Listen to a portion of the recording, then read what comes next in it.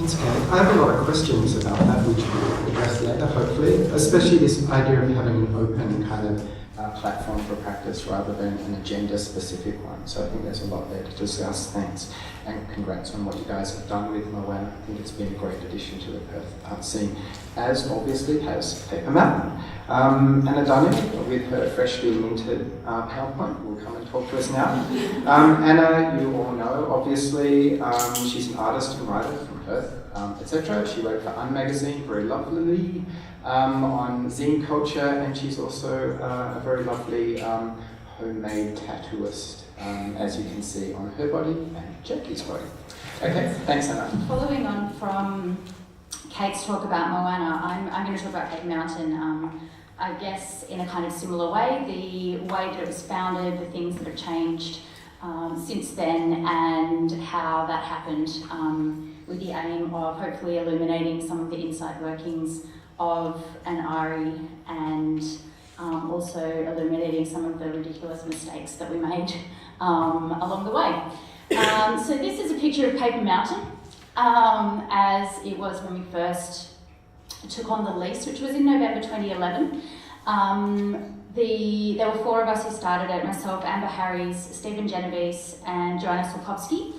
We all knew each other from art school and collectively decided that we wanted to start a space. Primarily, we were focusing on studios at that time. None of us had currently a plan for a studio, and we decided to band together to make a space.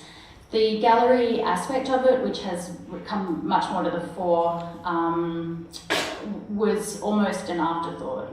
We wanted a space for people to show work, but the focus was very much in the beginning on studios.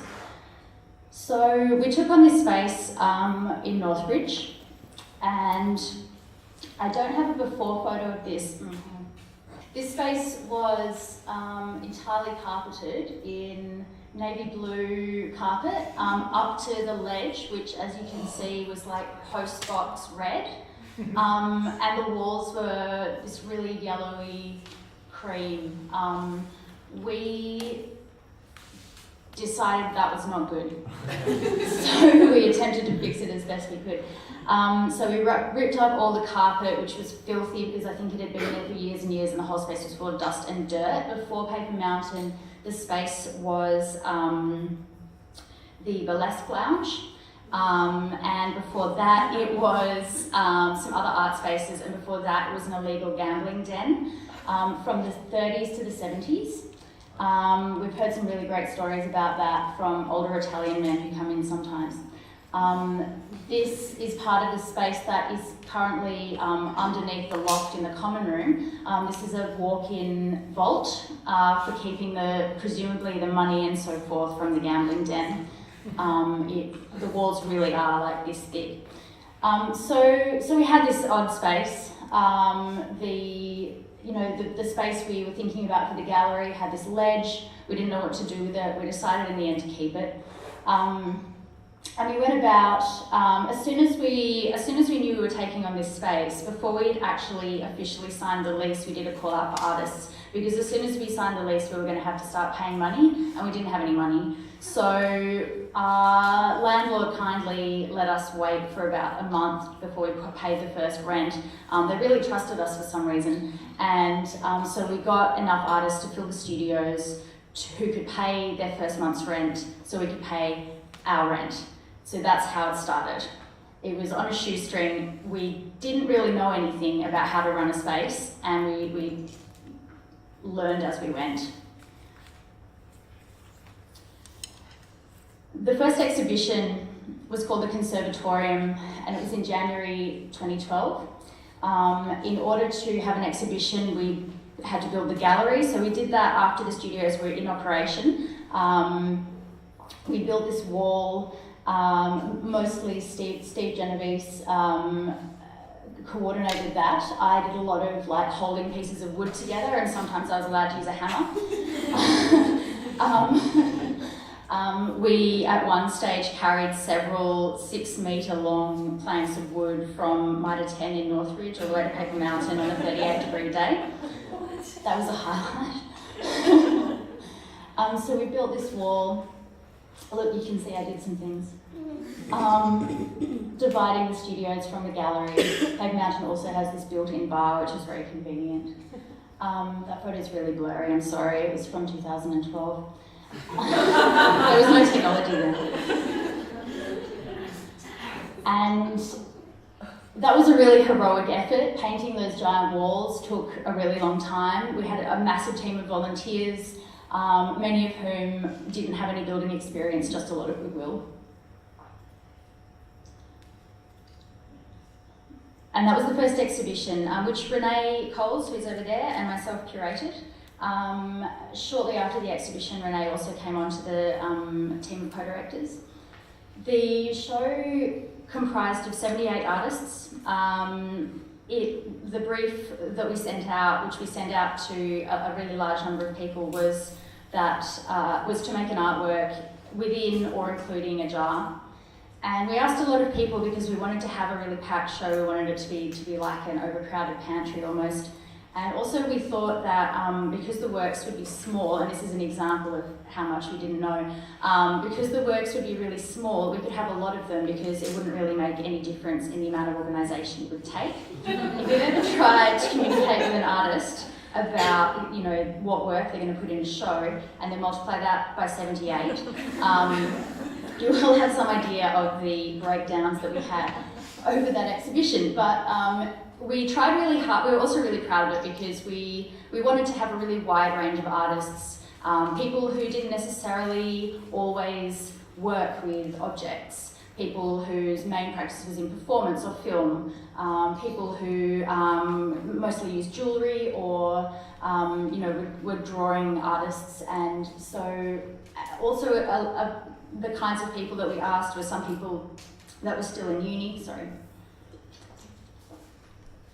and others we asked quite established people. We asked our lecturers from art school. We asked people that we were afraid to ask, and almost all of those people that we were afraid to ask were the people who said yes. And many of them said, "Thank you so much for inviting me to be part of this show. I don't get to show with young people anymore," or something along those lines. And that was a really, really excellent lesson that you don't really need to be afraid to ask people. Actually, there's a massive amount, and other people have touched on this, of generosity in the art community and excitement for new ventures, particularly in Perth, I think, because these ventures are needed so badly. So for the first year, we were learning as we went. We programmed shows as they came up. Sometimes we programmed our own shows. This is one from by Manaxi May, Hart, which we invited her to do. I'm going to go back to that because I'm going to talk next about some different things that I don't have photos for. So we programmed the first half of the first year was kind of programmed as it came up. Then we did a call out and programmed 6 months at once. And we got a lot of good applications, and we had a much looser structure at that time where essentially the artist was in charge of most of the aspects of the show. So they did the marketing, they organised the event, they put together a catalogue and all that sort of thing, made the posters, did the room sheet.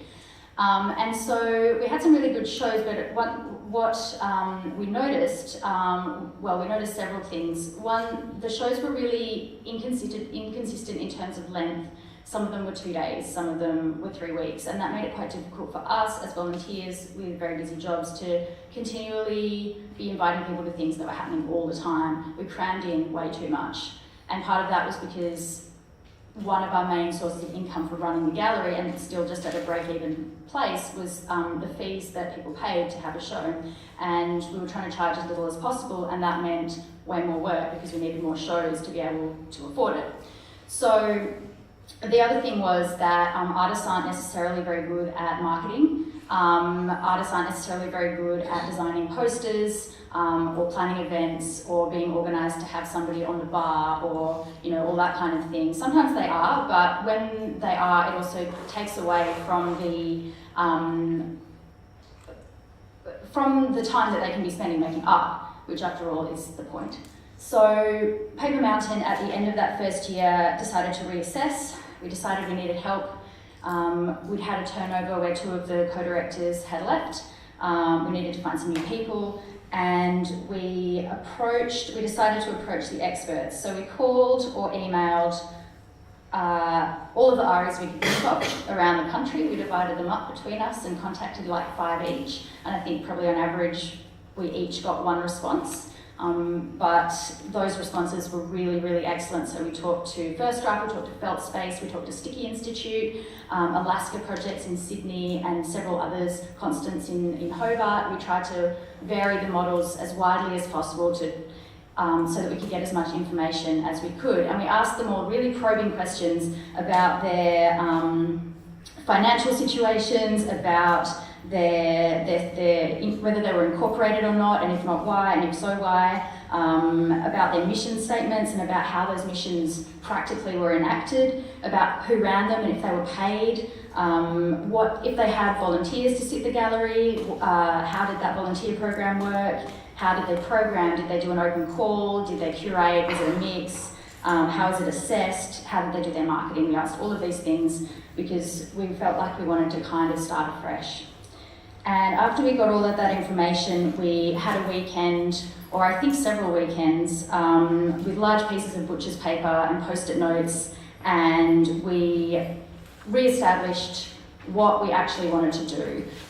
We'd spent the first year kind of working out how to do things, and the second year, by the end of that year, we knew how to do things, but we weren't sure anymore what we were trying to do. So we re-established that, and one thing that we realised was that, first of all, the gallery, as I said, we wanted to be more involved in the running of the shows. And the other thing that was connected to that was that one thing we'd really hoped for was dialogue between people of different disciplines, dialogue around art in Perth, which is something that we were all really passionate about, but without providing a structure for that, such as a catalogue or artist talks and being more involved in the way the shows ran, there was really no avenue for that. Artists were too busy to organise those things themselves, generally, we found. So those are some things that we realised were very important and that we wanted to focus more on. And so I guess this is about a really changing model. The model that we started out with is no longer the model that we have in any way. And I'm saying we still because old habits, but I'm actually not a co-director of Paper Mountain anymore either. I stepped down about 6 months ago so that I could make art, not admin. But I am still very much involved, and you know, this has been a massive learning experience for me. So I'm probably going way over time. The one additional thing that I'll mention, sorry, these are some shows. Actually, this is from Run Artist Run, which was a year ago, and I wanted to show these because it's a really good series of photos. This is a performance by Dr. Martin Heiner, who passed away last year, but shortly before that he did this performance at the opening, which was quite amazing.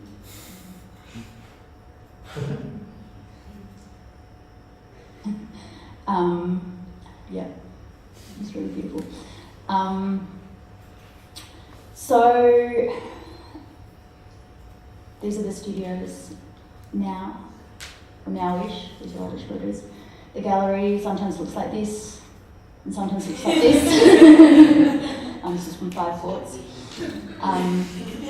And the common room is the one thing that has really changed. So when we were looking at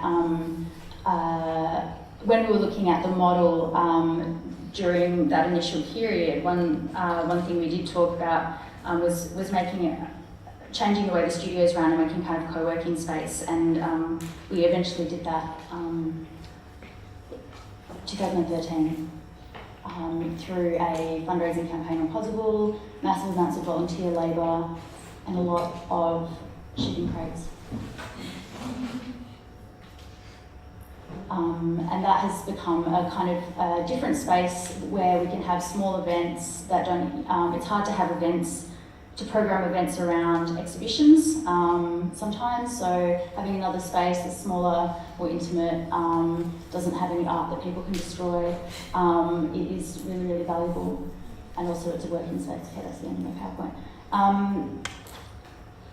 I think that's probably all I was going to say, except that the main goal, well, there have been many goals, but in terms of the running of the space, something that is an ongoing evolution is how to make it sustainable, because as Kate said, the main